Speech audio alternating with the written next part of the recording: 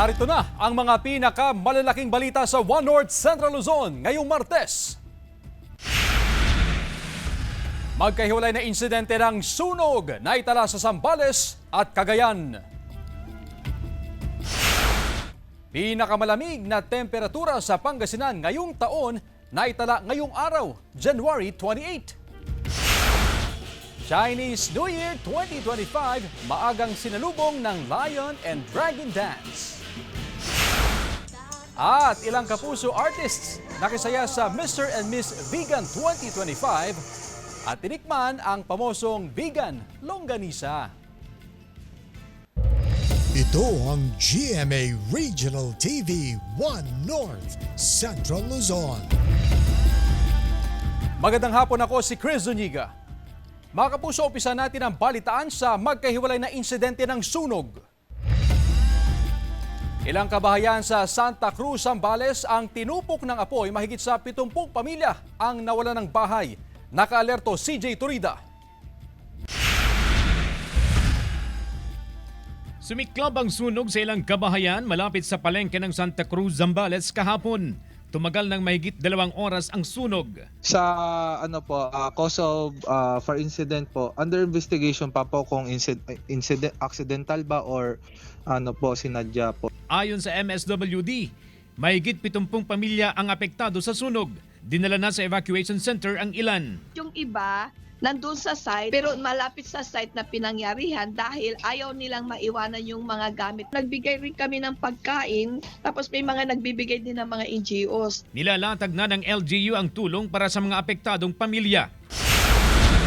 Sa Ballesteros, Cagayan, tinupok ng apoy ang isang residential house, 10-wheel truck, pick-up at 2 motorsiklo na pagmamayari ng pamilya Agustin sa barangay Nararagan. Nangyari ang insidente madaling araw noong Linggo. Nagsimula raw ang sunog sa truck pero iniimbestigan pa ng otoridad kung ano ang sanhi ng insidente. Walang naisalbang gamit ang pamilya na nakikitira ngayon sa kanilang kamag-anak. Dumagdawat kami kumati kwa sir, tulong kadagitay dati na ayat ti panagpuspuso na tulungan da kami kung mga makarecover. So, awan gamin na isalbami nga gamgamit ni sir. Sa paunang investigasyon ng BFP, umaabot sa mahigit 2 million pesos ang danyos sa sunog, kabilang ang 300,000 pesos cash na naabo. Mamawagan po sa ating mamamayan, sa ating mga kababayan na laging mag-ingat, mapagpadyarig at alerto. Tugaliin natin pong araw-araw ang pag-iingat, lalong-lalo na sa sunog. Kasama si Jing Dakanay, CJ Torida, One North Central Luzon. Pinakamalamig na temperatura sa Pangasinan ngayong taon na itala ngayong araw, January 28. Sundan sa report. Naitala kaninang alas 5 ng madaling araw ngayong January 28 ang 21 degrees Celsius na minimum temperature. Ayon sa Pag-asa, ito ang pinakamalamig na temperatura ngayong 2025. Kasunod nito, asahan daw na ngayong linggo hanggang sa unang linggo ng Pebrero ay patuloy pang bumaba ang temperatura sa probinsya. 16 hanggang 18 degrees Celsius ang forecasted na pinakamalamig na temperaturang mararanasan ngayong amihan season sa probinsya. So yung naobserbahan natin na yan na temperatura, saan pa natin yan bababa pa yan. Lalong-lalo na pag mag-trigger yung concentrated na hangin na galing Siberia. Sa patuloy na paglamig ng panahon, mahigit 400 kaso na ng influenza-like illnesses ang naitala sa Region 1 simula January 1 hanggang January 18, 2025. Pinakamaraming naitala sa Pangasinan na umabot na sa 223 na sinundan ng La Union na may 128 cases. 1 taong gulang hanggang 4 taong gulang na bata ang karaniwang tinatamaan ng naturang sakit ngayong malamig ang panahon. Historically po kasi kapag dumarating po yung cold weather, cold season, nagkakaroon din po ng pagbaba or affectation doon po sa ating immune system. At yung iba po nating kababayan ay mas prone na makakuha po ng iba't ibang klaseng influenza-like illnesses. Nagbabala ang health authority sa publiko sa posibleng pagtaas ng kaso ng influenza-like illness, lalo pat hindi pa nararanasan ang peak ng malamig na temperatura. Siya mang anak ni Aling Christy dahil sa malamig na panahon, pahirapan daw ang pagligo bago pumasok sa eskwela ng kanyang mga anak. Kaya naman kinakailangan pa raw na magpainit ng tubig para komportabling makaligo ang mga bata. Iniiwasan na lang pong uminom na malamig na tubig, ganun. Nagbabitamins po siya. Panawagan ng health authority sa publiko na patuloy na palakasin ang resistensya, ugaliin ang pagsunod sa minimum health standards at magpabakuna kontra flu para makaiwas sa respiratory diseases. Kasama si Ron Alistair Taniedo, Jasmine Gabriel Galban, One North Central Luzon. 7 kaso naman ng tuberculosis ang naitala sa Calasiao, Pangasinan ngayong Enero 2025. May ulat si Jeric Pasilyao. Maagang nagtungo sa Calasiao Rural Health Unit 1 ang 68 anyos na si Aling Gina, di tunay na pangalan. Magbibigay siya ng kanyang sputum specimen para suriin bago siya tuluyang ideklarang tuberculosis-free. Sa ngayon po, okay naman na ako na wala na yung inararamdaman ko dati na nahirapan akong huminga, nilalagnat. Okay naman ngayon na sa 6 na buwan na gamutan. Nag-umpisa sa tuloy-tuloy na pag-ubo at pabalik-balik na lagnat hanggang sa ma-diagnose na may TB si Aling Gina noong Setyembre ng nakaraang taon. Isa lamang si Aling Gina sa 26,783 TB patients sa buong Ilocos Region noong 2024. Sa nasabing bilang, 16,081 ang naitala sa Pangasinan. Sa Calasiao, Pangasinan, 7 kaso na ng TB ang naitala ngayong unang buwan ng 2025. Hinggil dito, hinihikayat ng health authorities ang publiko na agad magpakonsulta sa TB Dots Clinics kung nakakaramdam na aabot na sa 2 linggong pag-ubo at lagnat upang agad malunasan ng sakit. Meron po tayong 3 follow-up check-up. Ito po ay 2 months, 5 months at saka yung last 6 months po. Libre ang pagpapagamot ng TB sa mga TB Dot Clinic kung saan naabot lamang mula 6 na buwan hanggang 1 taon ang gamutan. Libre pong binibigay ang gamot, libre din po yung mga laboratorio na kailangan po ng ating mga pasyente, at yung consultation po doon sa ating doktor, libre po yan. Ayon sa eksperto, ang early detection at tamang pag-inom ng gamot ang susi upang maiwasan ang pagkalat ng sakit at maiwasan ang epekto nito sa kalusugan. Kasama si Henry Duminsil, Jeric Pasilyao, One North Central Luzon. Samantala, 30% na unemployment rate sa Mangaldan, Pangasinan patuloy na tinutugunan ng peso. Narito ang report. Simula 2011 hanggang 2022, nakapagtrabaho na bilang domestic helper sa Hong Kong, Taiwan at Bahrain si Snooki, tubong barangay Lanas, Mangaldan, Pangasinan. Gusto niya ulit makipagsapalaran sa ibang bansa pero sa edad na 42, mas minabuti ng maghanap ng trabaho sa lokal. Kaya nagbakasakali siyang magpasa ng aplikasyon sa isinagawang job fair ng lokal na pamahalaan ng Mangaldan, Pangasinan. Magkaroon po ng chance na makapagtrabaho dito sa lokal, dito na lang po. Kasi may anak na po kasi ako eh. Hired on the spot naman ang 28 anyos na si Grace Lee ng Barangay Banawang na gustong maghanap buhay sa Qatar. Sa mga anak ko, hirap ng buhay po ngayon, sir. Tsaka mahirap lang po kami, nagre-renta lang po kami. Posible raw na sa susunod na 2 buwan, makakalipad na si Grace Lee. Pero depende pa yan kung mabilis magproseso ng papeles ang kanyang amo. Pag na-passport na namin siya, ang sunod na yung for waiting na lang po ng amo and then medical. Kada buwan ang isinasagawang job fair ng peso, kaya mabilis na natutugunan ang unemployment rate sa bayan. Base sa assessment ng peso, tinatayang may 30% pa ang unemployed population sa bayan. Karamihan dito sa sinasabi kong 30%, yun yung mga skilled workers, siguro yung mga karamihan sa kanila, mga high school graduate, vocational graduates. Tiwala ang peso na sa pamamagitan ng job fair, unti-unting natutulungan ang bawat mamamayan sa Mangaldan na magkaroon ng trabaho at mabigyan ng maayos na buhay ang kanilang mga pamilya. Kasama si Jing Dakanay, CJ Torida, One North, Central Luzon.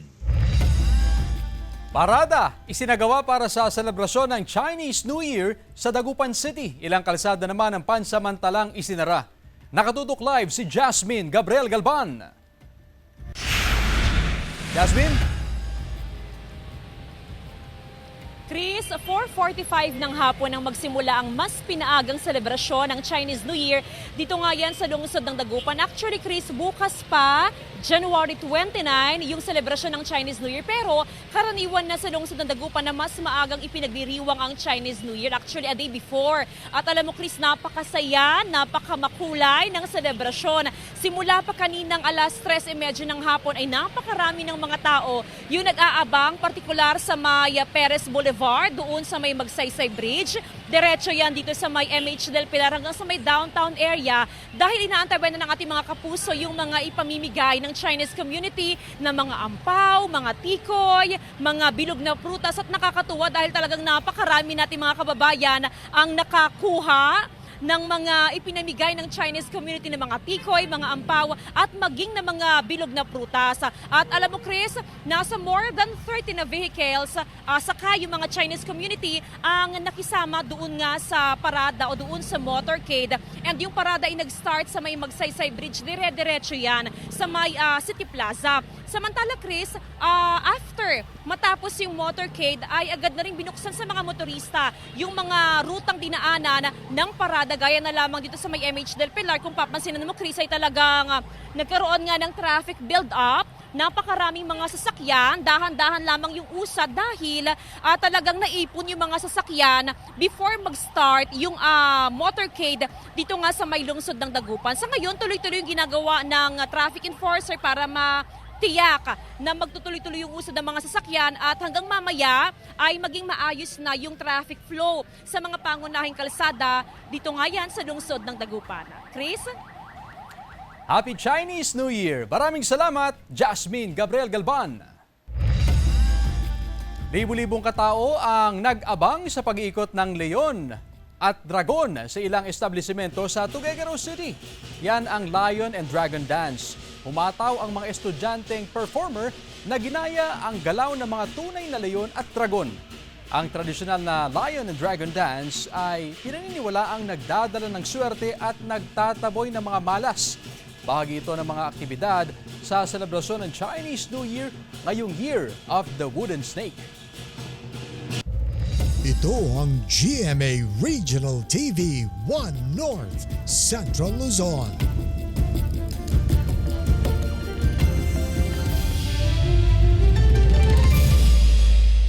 Ito ang GMA Regional TV 1 North Central Luzon. L300 van bumangga sa truck na nakaparada sa gitna ng daan sa Mariveles, Bataan. Isa ang patay. Tutukan sa report.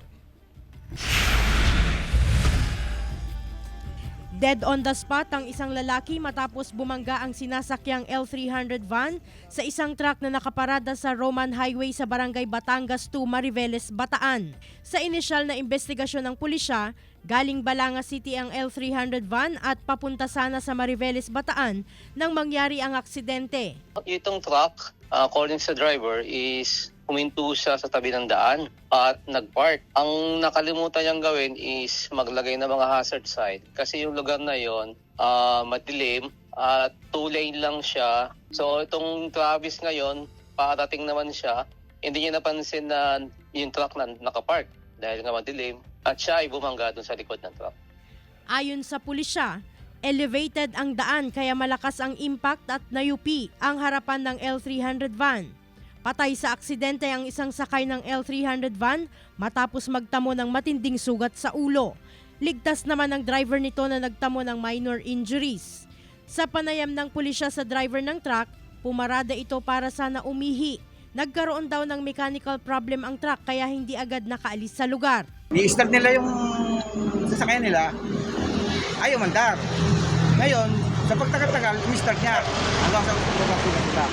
Habang ako naman ay nagpupuno ng tubig, bigla na may narinig akong isang karapat at na bumagana sa isang truck. Pakiusap sa mga drivers, especially during at night, na yung lugar ay medyo madilim. Make sure po na naglalagay tayo ng appropriate hazard sign at palagi yung visibility sa lugar ay i-consider. Nahaharap sa kaukulang kaso ang driver ng truck na wala pang pahayag. Glam Kalikdan, Dizon, 1 North Central Luzon. Mahigit 5,000 na replacement plates dumating na sa tanggapan ng LTO Dagupan City District Office. Sundan sa report. Patuloy ang pagdating ng mga replacement plate o plaka ng mga sasakyan na nakarehistro noong 2015 sa LTO Dagupan City District Office. Sa ngayon, mahigit sa 5,000 plaka na ang nasa tanggapan. Matagal na po yan na nandito sa ating opisina. Pero kaya lang, may mga ibang dumarating pa rin. So from mga ending plates 1 to to ending plate 0.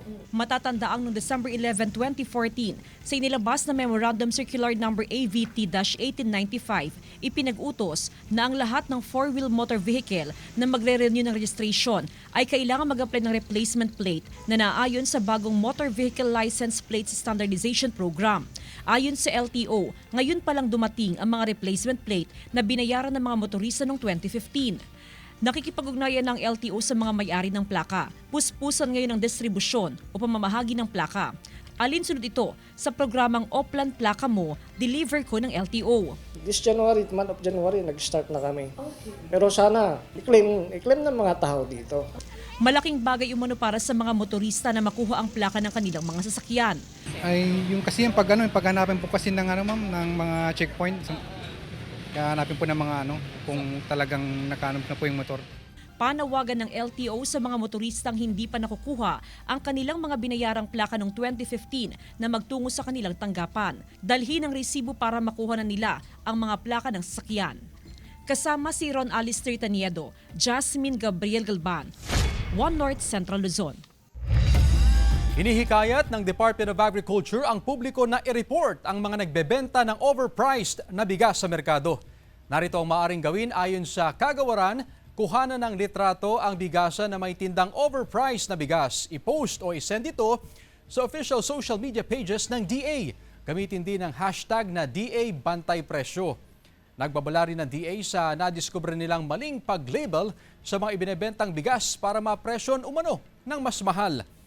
Para matugunan ito, nakipagtulungan na raw sila sa Department of Trade and Industry para maipatupad ng Unified Labeling Guidelines sa mga bigas.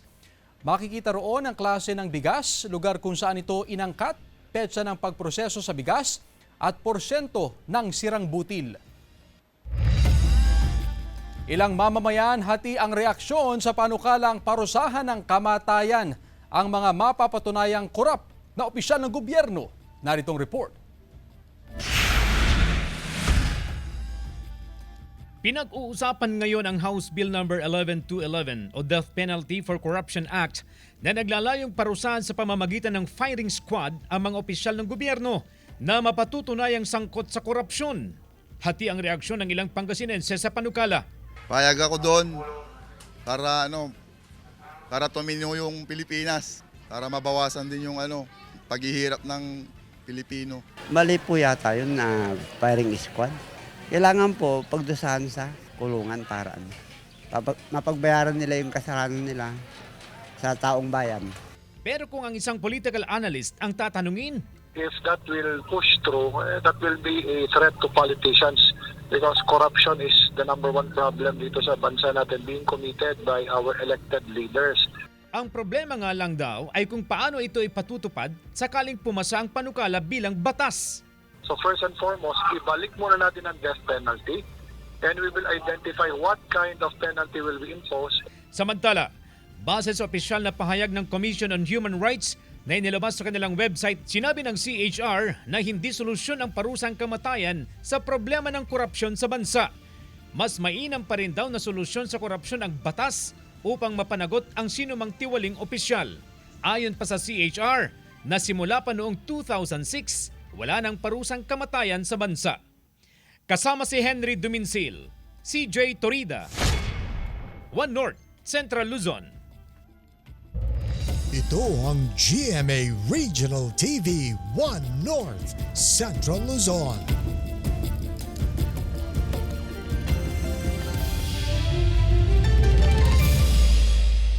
Ito ang GMA Regional TV 1 North, Central Luzon. China Coast Guard Vessel 3103 gumamit ng long-range acoustic device habang tila nakikipagpatintero sa BRP Cabra. Tutukan sa report.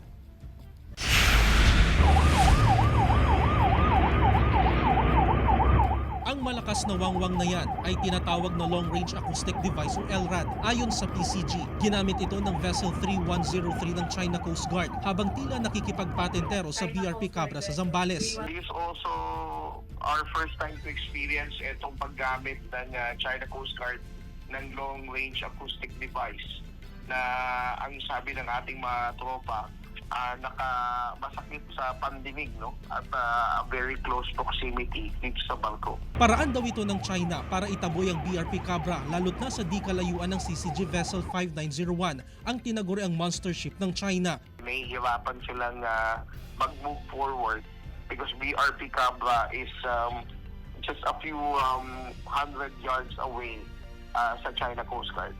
China Coast Guard vessel 3103. This is Philippine Coast Guard vessel. PRP Cabra, MRRB 4479. You do not possess any legal authority to patrol within the Philippines exclusive economic zone. You are directed to depart immediately. Pero ayon sa PCG, tagumpay nilang napalayo ang mga Chinese vessel. The first day that we monitored the China Coast Guard monster ship was at 54 nautical miles. Ngayon, we were able to keep them away at a distance of 90 to 95 nautical miles. Sa kabila ng mga pangaharas, patuloy raw na magbabantay ang PCG sa West Philippine Sea. Sinusubukan pa naming makuha ang pahayag ng Chinese Embassy kaugnay nito. Jeric Pasilyao, 1 North Central Luzon.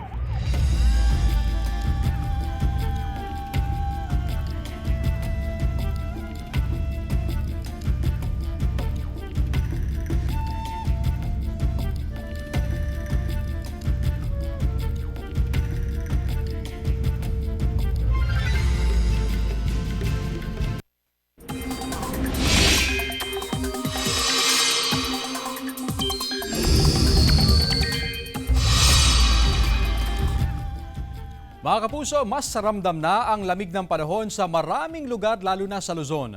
Bukod sa amihan, nakakaapekto pa rin sa bansa ang easterlies at shear line. Ngayong araw, naitala ang 9.6 degrees Celsius sa La Trinidad, Benguet, 11.8 degrees Celsius naman sa Baguio City, 15.6 degrees Celsius sa Itbayat, Batanes, at 18.4 degrees Celsius sa Calayan, Cagayan at Tanay, Rizal. Base naman sa rainfall forecast ng Metro Weather, may tsansa pa rin ng ulan sa Apayao, Kalinga, Cagayan, Quirino, Aurora, Bulacan at Isabela. Malalakas ang buhos ng ulan sa ilang lugar, kaya maging handa pa rin sa posibilidad ng baha o pagguho ng lupa. Posible rin ang ulan sa ilang pang bahagi ng bansa. Kakailanganin ang maglagay ng speed limiting device sa mga truck at bus para maiwasan ang aksidente sa kalsada. Alisunod yan sa matagal ng batas na Road Speed Limiter Act of 2016 na ipatutupad na ng Department of Transportation. Kabilang ang nasabing batas sa mga napag-usapan sa pagdinig ng Committee on Public Service sa Senado kahapon. Sa bisa niyan, dapat magkabit ng gadget na speed limiter ang mga truck at pampaserong bus para makontrol hanggang 90 kilometers per hour ang kanilang maximum speed. May karampatang multa naman ang mga lalabag. Ayon sa DOT o DOTR, hakbang ito para matigil o mabawasan ang mga aksidente sa kalsada. Isinauli sa Municipal Environment and Natural Resources ang nahuling kuwago sa Lasam, Cagayan. Ang kuwago ay isang Scoops owl na nahuli ng 13 anyos na binatilyo. Napamahal daw ang binatilyo sa kuwago kaya naging emosyonal ito ng kunin ng mga taga-Menro. Ipinaliwanag naman sa kanya na bawal manghuli at mag-alaga ng kuwago dahil isa itong endangered species. Nangako ang Menro na papalitan nila ng isang pares na parakit para maibsan ng lungkot ng binatilyo. Pinupad naman ito ng mga taga-Menro at labis ang kasiyahan nito dahil meron na siyang ibon na alagaan. Samantala, good news mga kapuso sa mga naghahanap po ng trabaho. Pagkakataon niya na maging bahagi ng GMA Network. Naghahanap po ang GMA Network ng mga top caliber applicants para sa mga sumusunod na posisyon. Ang sinumang interesadong aplikante ay maaaring magpadala ng kanilang aplikasyon sa careers.gmanetwork.com. Mag-apply na at maging bahagi ng GMA, ang #1 network in the country.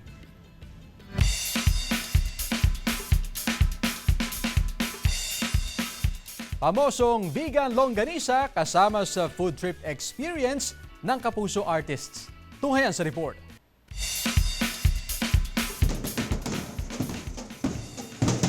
Sinimulan sa isang masiglang parada ang huling araw ng pagdiriwang ng kapistahan ng lungsod ng vegan sa Ilocos Sur. Ipinagdiriwang sa lungsod ang Longganisa Festival para mas ipakilala ang isa sa kanilang ipinagmamalaking produkto na vegan longganisa. Kaya naman, hindi pinalagpas ng Kapuso stars na sina Christian Bautista, Juancho Trevino, Ashley Ortega at Gazini Ganados ang matikman ang malinamnam na longganisa. Oo. Ako naman, ang style ko, tinatanggal ko, maiba lang. Tapos kamayin na natin. Wow. Double purpose yung Dip. string, pwede mong i-floss. Kamay daw. I can really taste this like crunchy on the outside, meaty on the inside. Meron ako tuloy parang mission na to try lahat ng mga different kinds of longganisa. At sa vegan, napakasarap din. At kailangan mag-take out ako. It's very different. Nothing like it. Siyempre kapag tinitake advantage namin kapag dito kami nagbabaon talaga kami pa uwi. Yun rin talaga, nasa airplane pa lang ako, yun na talaga yung nasa isip ko na I'm gonna eat this, tsaka yung bagnet nila, yun rin yung unang makakainin ko. Meron siyang flavor na smoky and crunchy at the same time. Ang masarap siya, in fairness. Kung food trip ang kanilang trip, ang ayos barkada naman na si Jessica na masya sa pamosong Kali Crisologo at nagpa-picture pa sa kalesa. As always po, napakasayang balikan ng vegan kasi isa din to sa paborito kong lugar. Kinagabihan, nagliwanag ang Plaza Burgos sa pagrampa ng mga kandidata ng Mr. and Miss Vegan 2025. 13 binibini at ginoo ang nagpatalbugan para sa corona at titulo. Dagdag naman sa kasiyahan ng pageant ang live performances ni Kapuso artists Ashley Ortega